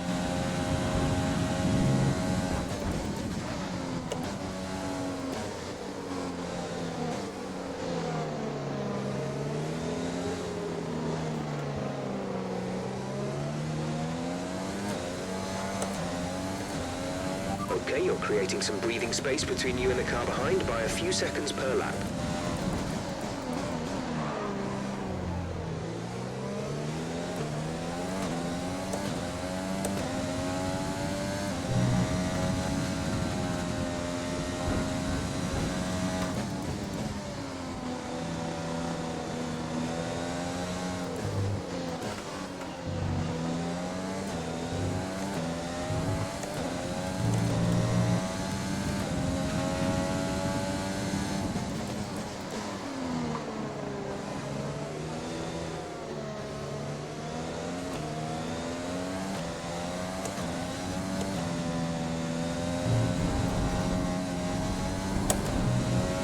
Tires have gone off already.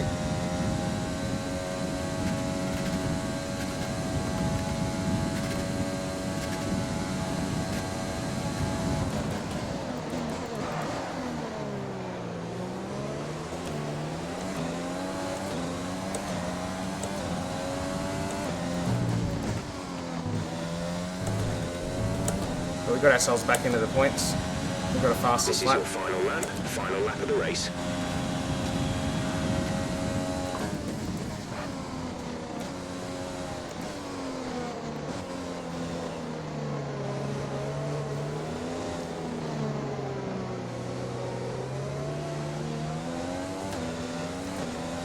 Front tyres are gone. We advise moving to mix 2, fuel to mix 2.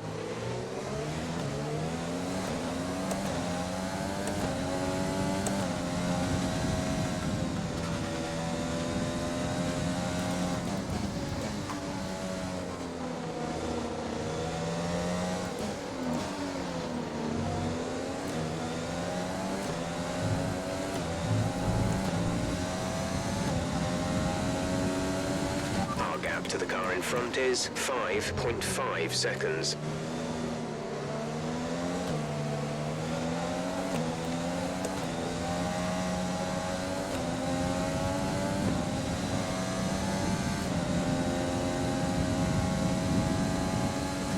Yeah, front tyres are gone.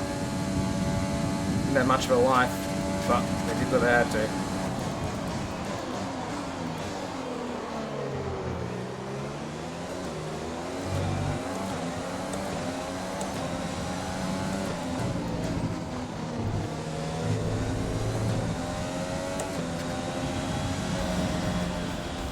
Oh well, we got a point. All right, race over. Take care of the car on the way in.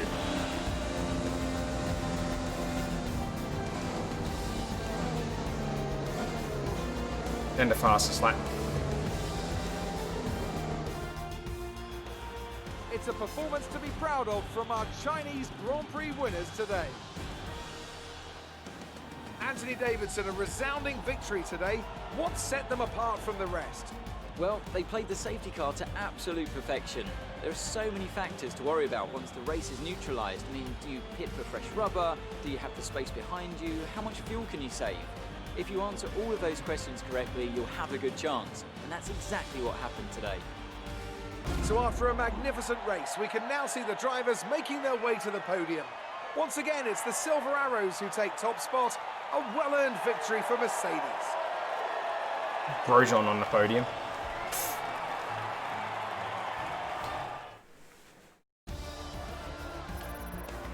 So, let's review the drivers' standings. More points for Valtteri Bottas, further solidifying his lead. So we're at down the to top of fourth in the table. drivers. Now, let's discuss, Ant. Who would you say is a contender for driver of the day? Third I in the have to give it to Wood. constructors. That was a commanding performance today. Very impressive indeed. It's time to check out the constructors' standings. Mercedes move. Amazing performance out there. I'm sure you're pretty happy with that. Did you struggle to get through all that traffic today?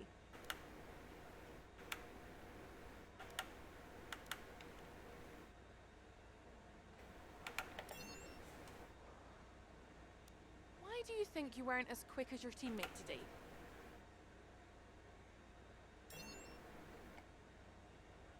Do you have any comments about the collisions?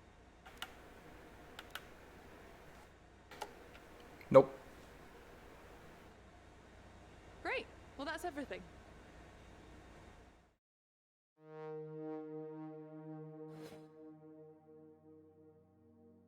Where's this at now? Is it equal? I'm in front by 1.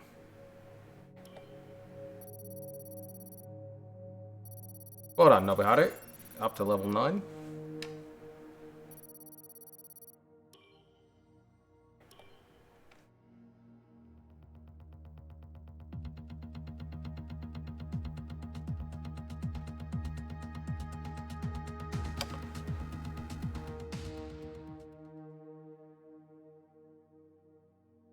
I was renew them. No need to change. 7.35 million with 795 points. So we've got some money.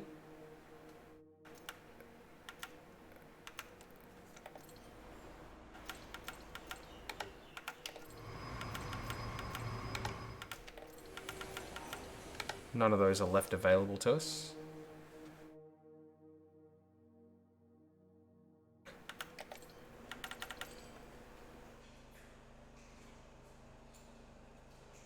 Let's do that.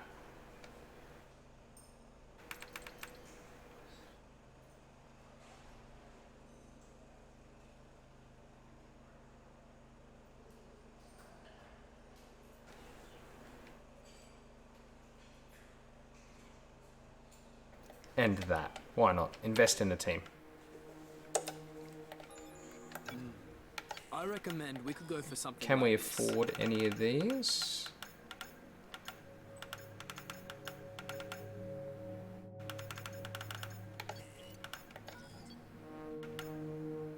We can afford this one. Can't afford that. Can afford that.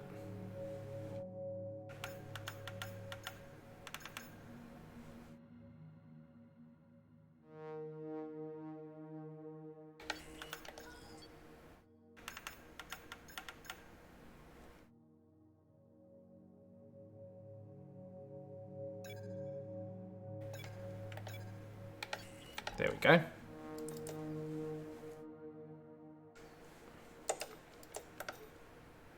We've got 4 days. Whoops.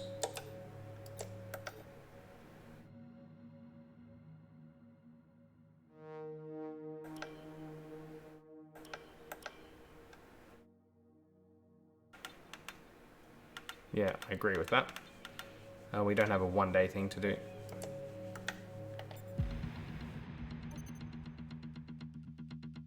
Okay, We've had the new parts come through from the fabrication process. We'll have them with us for the next Grand Prix. All right, we have a press interview. I wonder what this is about. Here we are in the HQ of our newest Formula One team. We've got an awful lot to talk about, so let's jump straight in. Sponsors seem to be climbing over one another to get their name onto your car. What do you plan on investing that extra money into?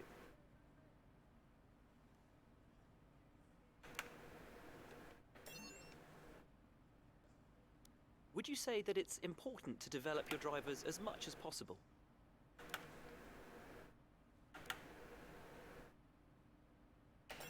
We'll say that. Your car's been able to challenge the very top teams. Is it safe to say you've surprised everyone?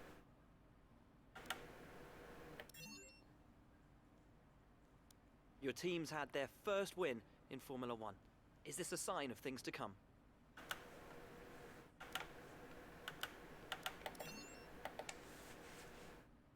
Do you see your relationship with your second driver being long-term, or will you be looking for someone else if you're successful?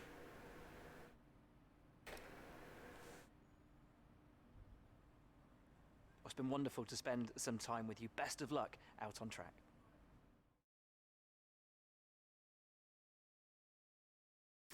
Well, there we go. What time is it? 6 o'clock. Woof. Better Morning, get boss. dinner started. This week's income from the sponsors has Although climbed. Stellar Savings We're has making kicked in, good hasn't profit it? against our running costs. So that's why it feels like it's a little bit later than what it truly is. I don't think we have G-force training. No. How do I remove it? To there we go.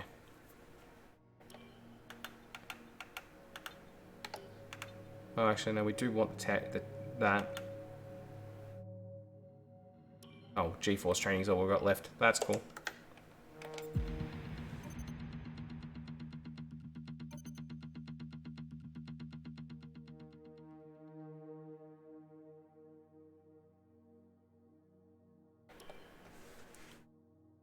Go to the race weekend. We're not going to do the race though, as we go to Zandvoort for the second time.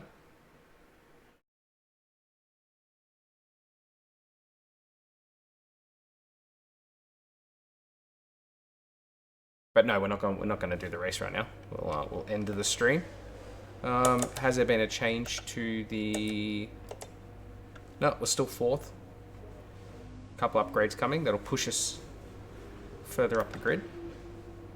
We're the only ones who have made a big jump. Oh, I guess Alfa Romeo's made a jump as well. But hopefully this is a better weekend for us. It's going to rain at the back end of the race, but it looks of it. That's interesting. So that will do. Thank you very much to everybody who tuned in to have a watch. Thanks to Leo Dark and Senraku and Ro2323 for throwing up some stuff in the chat. That was really cool. I really appreciate it. And but yeah, anyone who stopped by to have a look, thank you very much. And I hope you enjoyed your time with us, no matter how long or short it may have been. We will be back again. Okay, probably sometime during the week, I suppose. If not, next weekend at the very worst. It's Bathurst next weekend, I think, isn't it? I don't know, probably. But yeah, anyway, we'll cross that bridge when we get to it, I guess. Thank you so much for everybody for tuning in. As always, I've been Webimoto. You've been you. And yeah, the new room's been good. The race wasn't very good, though. Silly race. Needs to try harder next time. And we'll find out if it does. Thanks for watching, everybody. Catch you next time.